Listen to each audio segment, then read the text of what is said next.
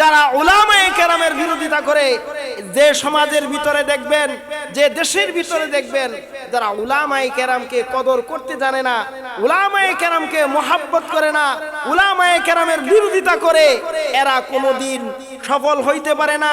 আজকে আমরা সমাজের ভিতরে দেখি অমুকের ছেলে আর্মি হয়ে গেছে, র্যাব হয়ে গেছে, পুলিশ অফিসার হয়ে গেছে, ডক্টর, ডাক্তার, ইঞ্জিনিয়ার, অমুক তমুক, দুনিয়ার আসবাবপত্রে সে অনেক কিছু অর্জন করে ফেলেছে, অনেক কিছু সে পেয়ে ফেলছে। আমরা বলতে থাকি যে অমুকের তো জীবন এরকম ভাবে সফল হয়ে গেছে, অমুকের সন্তান তো অনেক কিছু অর্জন করেছে।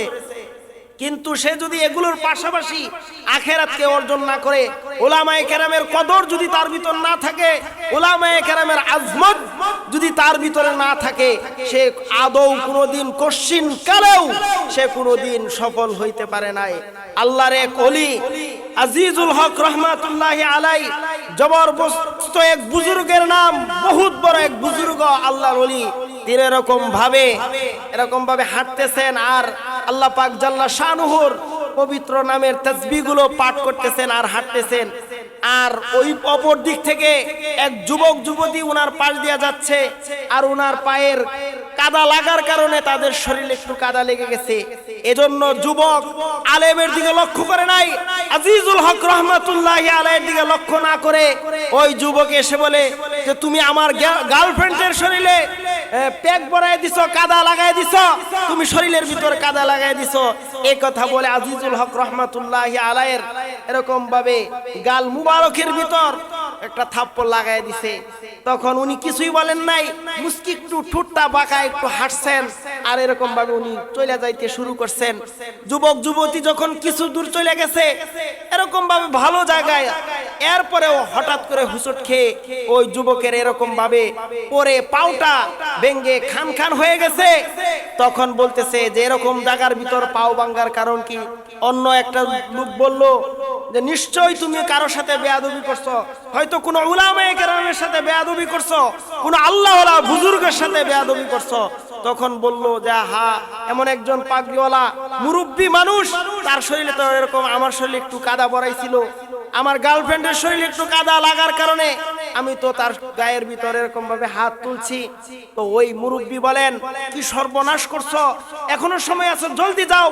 এই অবস্থায় গিয়া তার পায়ের ভিতরে ধরো, পাও ধরো, যদি সে ক্ষমা না করে তুমি ছাড়বা না। এজন্য বলি, যারা উলামায়ে কেরামের কদর করতে জানে, উলামায়ে কেরামের আজমত বুঝে, সম্মান বুঝবে, এদের কপাল দুনিয়া এবং আখিরাতে ইনশাআল্লাহ আল্লাহ সুবহানাহু ওয়া তাআলা করে দিবে। সুবহানাল্লাহ।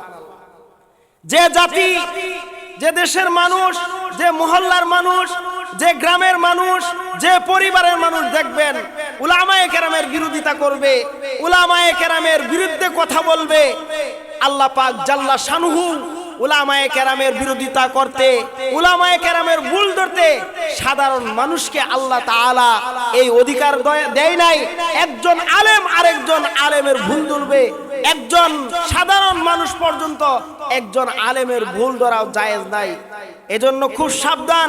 আমাদের এই বৃহত্তর ময়মনসিংহের, আমাদের ফুলপুরের কৃতি সন্তান আল্লাহর ওলি ছিলেন, বহুত বড় বুজুর্গ ব্যক্তিত্ব আল্লাহর ওলি শরফুদ্দিন রহমাতুল্লাহি আলাই। আমি নিজ কানে শুনছি, আমাদের বাস স্ট্যান্ডে উনি বলতেন যে উলামায়ে কেরামের বিরোধিতা করো মিয়া, যদি কপাল তুমি নিজের হাতে পুলতে চাও, তোমার ধ্বংস যদি তুমি নিজে টাইনে আনতে চাও, তাহলে তুমি উলামায়ে কেরামের বিরোধিতা করো।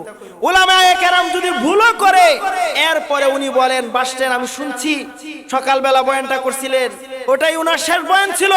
আল্লাহর ওলি শরফুদ্দিন রহমাতুল্লাহি আলাই বলেন, একজন উলামায়ে কেরাম যদি ভুলও করে, এরপরেও তাদের বিচার হবে পর্দার আড়ালে। সুবহানাল্লাহ।